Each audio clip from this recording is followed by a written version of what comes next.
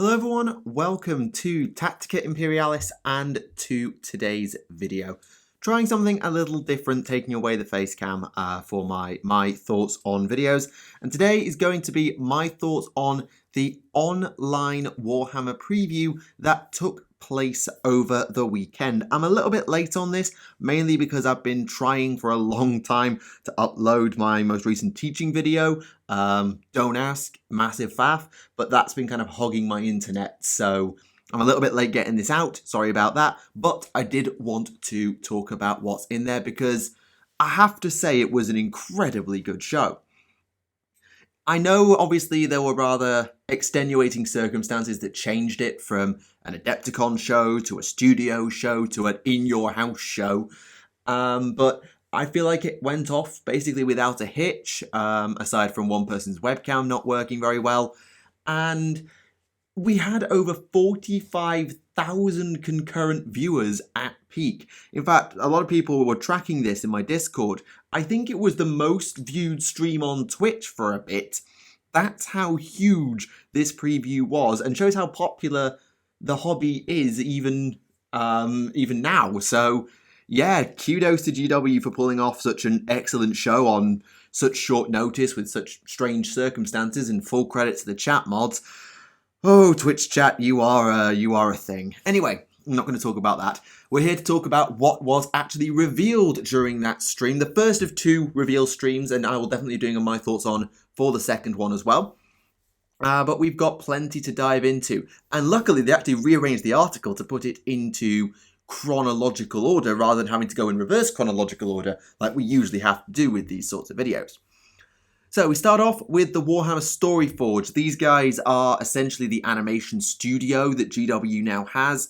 They're responsible for Angels of Death and other things, and they showed off a trailer for Hammer and Bolter, a new animated anthology series, which is a really cool idea.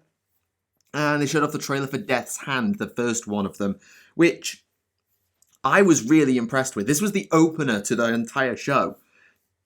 And I have to say, they really pulled it off. It has a really nice look to it. I've seen some sort of minor critiques with the animation and the art and the detail.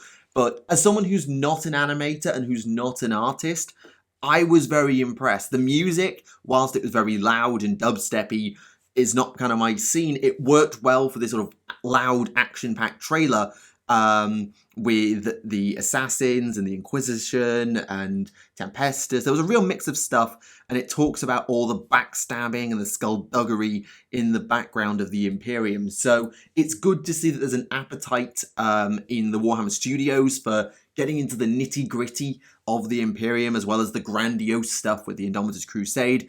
It's really good to see, and I look forward to that when it eventually comes out and what else they come up with as part of Hammer and Bolter. Should be good stuff, and well, we'll see what else the Storyforge comes up with. I'm not going to do any social media promos, there's absolutely no need.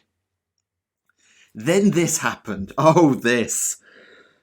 You can't see my face cam because I've turned it off, but this, oh god, this was crazy.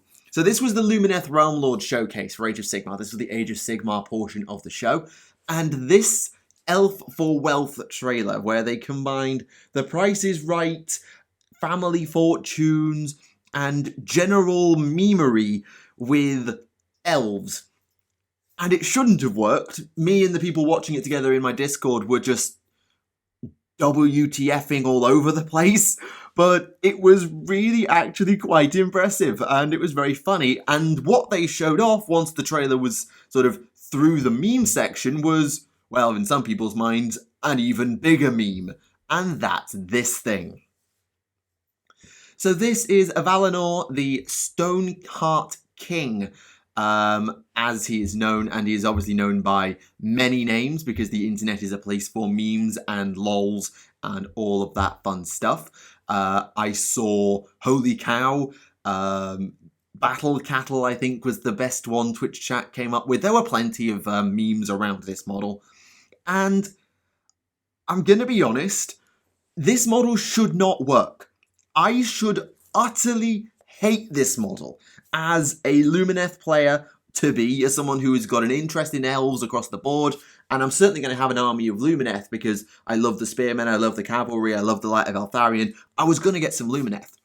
I should hate this because it's a bipedal, lithe, hammer-wielding, volcano-carrying doom cow in an elf army. Just saying that makes me laugh. It's crazy. Because it's the first time we've seen anything in an elven army wielding hammers. That's always been a dwarven thing. We've got mountains. That's always been a dwarven thing. We've got bovine. That's always been a more human and beastmen thing.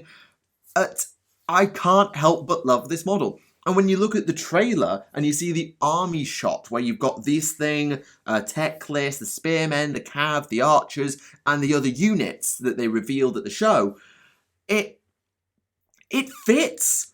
How does it fit? But it does, it fits. It doesn't look at all out of place, even though it's a giant cow with a volcano on its back. And I love it. I should hate this model, but I don't. I absolutely love it, and I am buying one when it comes out, whenever that may be. Because I was sort of umming and ahhing a bit on the Lumineth. I love the cav, I love the spearmen, I love the Light of Eltharion. Teclis was wasn't my favourite. The archers were fine, I guess. And the Stone Mage did nothing for me. I think I might have talked about that before. But this has really got my interest again. I absolutely loved it.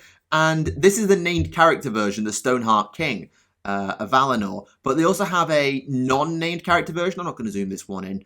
I don't see the need. And this is the Alarith Spirit of the Mountain. So this is something that Phil Kelly talked about in the interview that they did. Basically, the Lumineth, whilst recovering from their magic apocalypse that basically let the demons into the realm of light and possibly caused the Age of Chaos. Please don't make the elves responsible for the Age of Chaos. Please, thank goodness, please no. They battered Hysh with magic, and Hysh, being what it is, it's a place of order, of knowledge, of enlightenment, was not best pleased with them. With these elves that call themselves the Realmed Lords and tried to blow their own realm up. Well done, elves. So the elves now basically have subdivided a lot of their factions into 4, I think they're called Elatari, or something like that. I keep on saying Eladari, but I know that's Warcraft. These 4 temples of the mountain, the zenith, the river, and the peak. And they are going to be sort of like aspect shrines is the best way I can come up with them. Where the elves go and they worship the spirits and they weather the storm of these sentient mountains and rivers and such to show to Hysh, yeah, we are sorry, can we have your help again, please? And when the mountain listens and the elves do the job right and they weather it out, then they will get the rewards from Hysh, and this is one of those things, the Spirit of the Mountain. And I can't decide which version I prefer. I think I prefer the Stoneheart King, though the two-handed World Hammer is amazing, and the mountain versus the volcano, take or leave. I think I could go either way. This one's simpler, but I don't know. Either way, it's an awesome miniature, and apparently in the battle report that's coming up on Warhammer TV, this thing is rather beastly. What exactly we're going to see for Lumineth going forward, I'm not sure. I'd almost wager they're going to be on the other show on the weekend of the 4th of April, because of the fact we only saw the Doom Cows and this unit, the Alarith Stone Guard, who I'll get onto in a moment.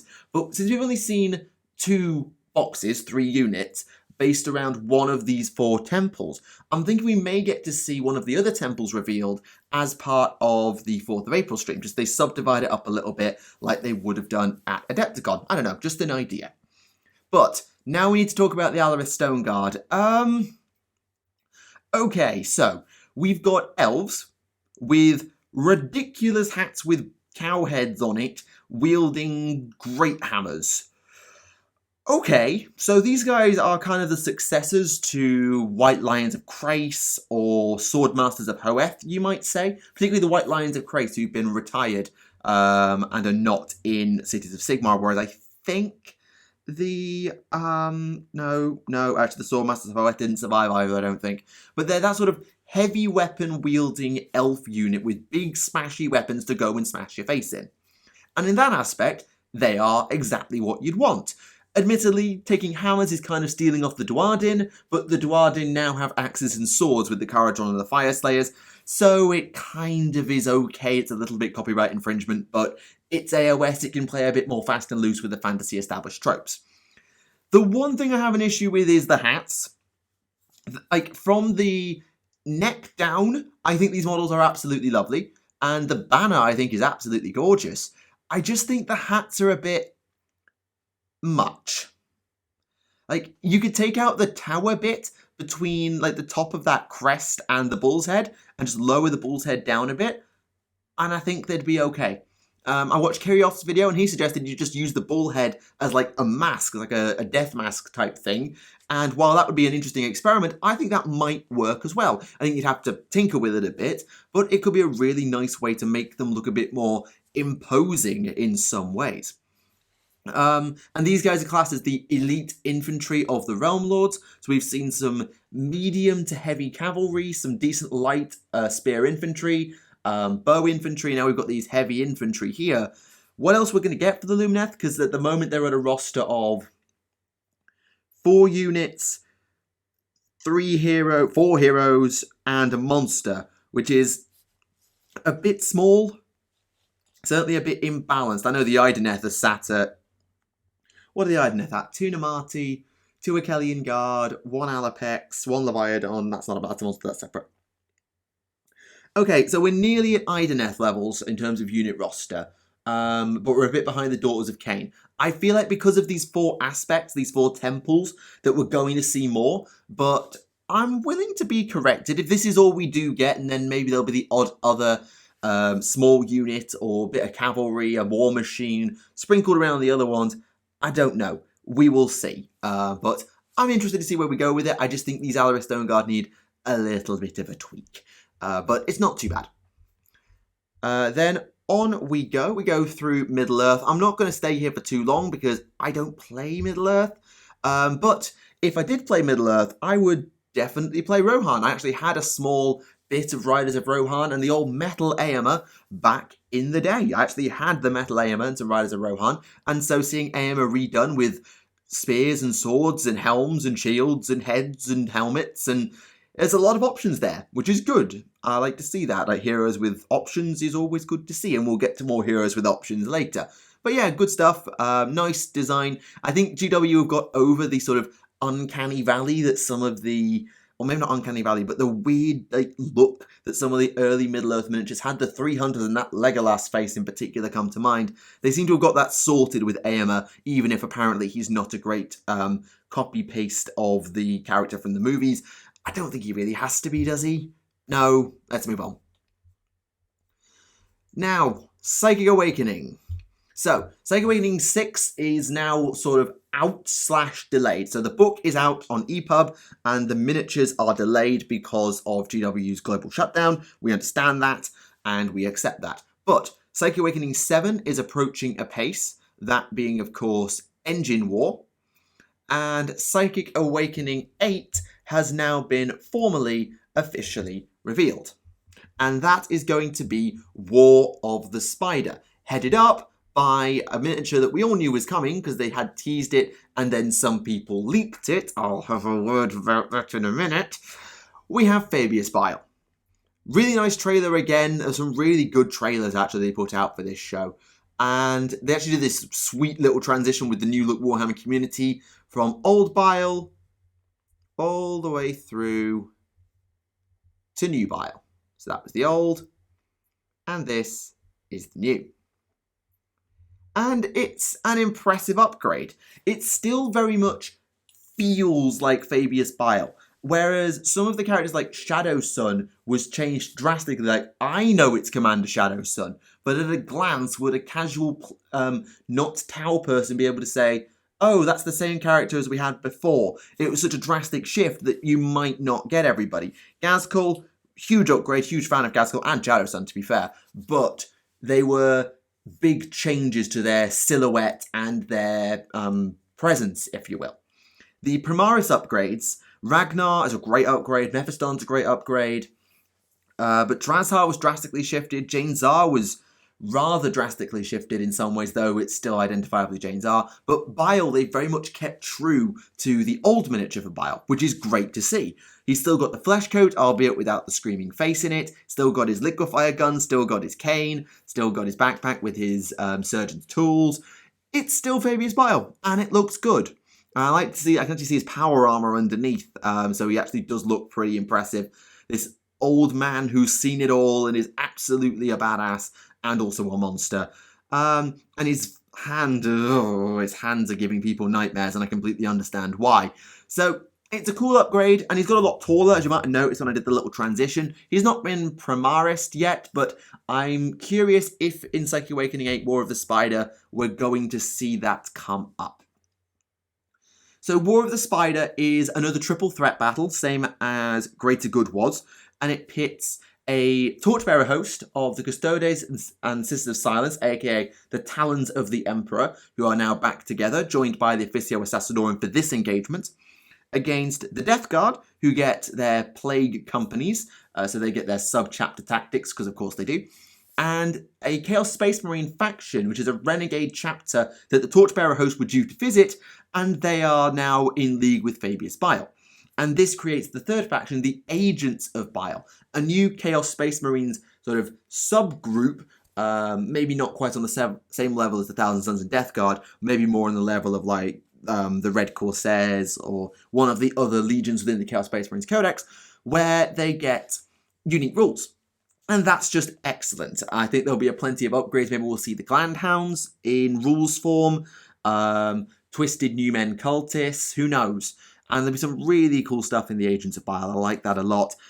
For the converters out there, I'm sure they'll have a lot of fun. And rules-wise, it could be very interesting. And lore-wise, obviously, it's just great flavour. And it's taking place in the ruins of the Cadian system. So it'd be nice to go back to somewhere we haven't really seen since the Maledictum opened and Cadia got smashed. I think there may have been the odd reference point back there, like in the, obviously, Astra Militarum Codex, but generally we haven't been there all that much. So it should be interesting, and we'll see if Bile gets anywhere with the Primaris gene seed, because we know his little acolyte was harvesting some on his miniature. So there's some really cool stuff for War of the Spider, and who does that leave? I think that with Psychic Awakening 7 and 8, we've pretty much covered off the entire faction roster. I know the Necrons have still not come up yet, but I'm racking my brains and going through all the sub-factions, because the Space Marines don't need anything, not really. Blood Angels, Dark Angels, and Space Wolves have all been served by Psychic Awakenings 3, 4, and 6.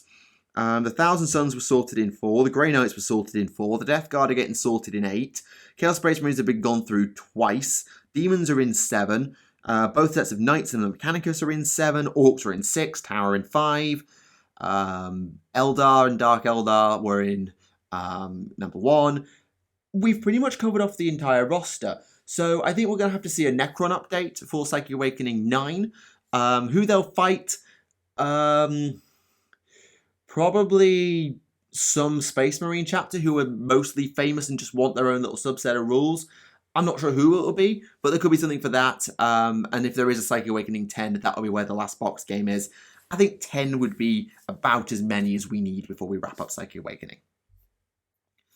We then got a quick dive into Warcry, which was really cool. We got to see the last of the main core book warbands, the Scions of the Flame, from Akshi. And these guys are excellent.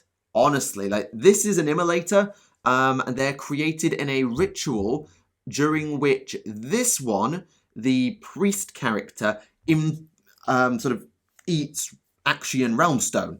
And in that ritual, they go on to create the immolator, and that's really cool. This is the Burning Lord, Brazen Lord, I think.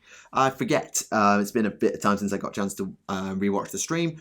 And they're a really awesome character. There's samurai vibes about them with the sword and the helm, but it's all twisted in its own way. You've got the infinite circle, which is, or the infinity symbol on the chest plate. And these guys worship chaos, the ever-raging flame, which is a really cool idea. This is pretty awesome with the flaming halberd shaped to look like a scythe. I really like that with the champion. They've got firebombs, so apparently they've got a lot of range potential as a Warcry player. You might be interested in that. I really like these, what's the name of those things? Those weapons, chakrams? I want to say chakrams, but I could be completely wrong. That's a really cool miniature. The priest is a lovely miniature. There's some really cool stuff for the Scions of the Flame. Very, very impressed with that. So well done on them. And they really do help with sort of humanizing chaos beyond like the Marauders, which are ancient, and the Slaves to Darkness, who are these elite monsters. Getting to see what the sort of extent of chaos is away from chaos gods and just seeing chaos in all its forms is very, very cool. And they also talk about the fact that there's going to be more stuff coming to Warcry. The Signs of the Flame are the last of the core rulebook factions to be added, because they've done all of the other 6 realms plus the Spire Tyrants, but it's not the end for Warcry. What they're going to give, we don't know. I'd love to see more Chaos Warbands. Maybe some who are maybe like Mortal Slaanesh, because there isn't really much miniature for Mortal Slaanesh, so I'd love to see something like that. Maybe a full Chaos Dwarf Warband, maybe Techlist forbid a Chaos Elf Warband. I know there's a little bit in the Splintered Fang or the Spire Tyrants and stuff like that, but it would be cool to see them really go all in on that. I think there's some really cool things you could do with Warcry, though I don't really want to specify because I'm no expert. I'm not writing the stuff.